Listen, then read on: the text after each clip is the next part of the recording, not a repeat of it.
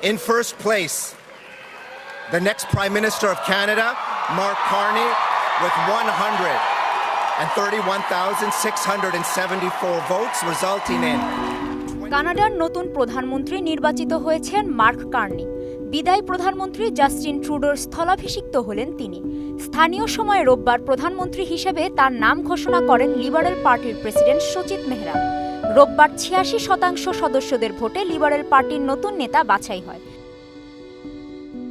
যেখানে তিনি ৮৫.৯% ভোটে তার নিকটতম প্রতিদ্বন্দ্বী সাবেক অর্থমন্ত্রী ক্রিস্টিয়া ফ্রিল্যান্ডকে পরাজিত করেন। ফ্রিল্যান্ড পেয়েছেন ৮% ভোট। ২০২৪ সালের ১৬ ডিসেম্বরের ক্রিস্টিয়া ফ্রিল্যান্ড পদত্যাগের পরপরই ট্রুডোর প্রধানমন্ত্রীর দায়িত্ব ছেড়ে দেওয়ার সিদ্ধান্ত নেন। কানাডার রাজনৈতিক অবস্থায় হাউস অফ কমন্সের সবচেয়ে বড় দল হিসেবে যিনি লিবারেল পার্টির প্রধান হবেন, পরবর্তী নির্বাচনের আগ পর্যন্ত প্রধানমন্ত্রীর দায়িত্ব পালন করবেন তিনি। আগামী কয়েকদিনের মধ্যেই কার্নি শপথ নেবেন বলে বিভিন্ন গণমাধ্যমে জানানো হয়েছে।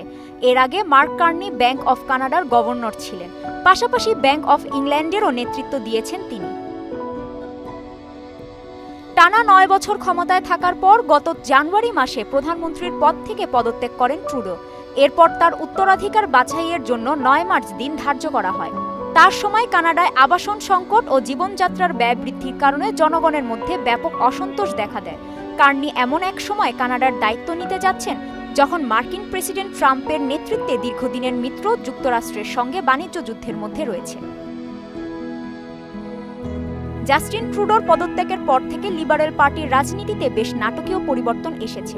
ডোনাল্ড ট্রাম্পের বাণিজ্য হুমকি এবং কানাডাকে যুক্তরাষ্ট্রের সঙ্গে একীভূত করা নিয়ে তার অবস্থানের কারণে কানাডিয়ানদের মধ্যে জাতীয়তাবোধ উজ্জীবিত হয়েছে, যা লিবারেলদের প্রতি সমর্থন বাড়িয়েছে।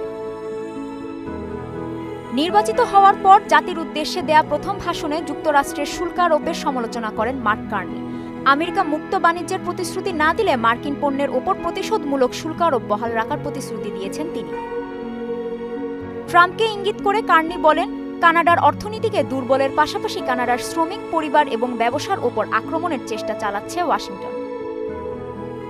চলতি বছরের শুরুতে লিবারেলরা বিরোধী কনজারভেটিভ পার্টি থেকে প্রায় ২০ পয়েন্ট পিছিয়ে ছিল, তবে সম্প্রতি সেই ব্যবধান অনেকটাই কমে এসেছে।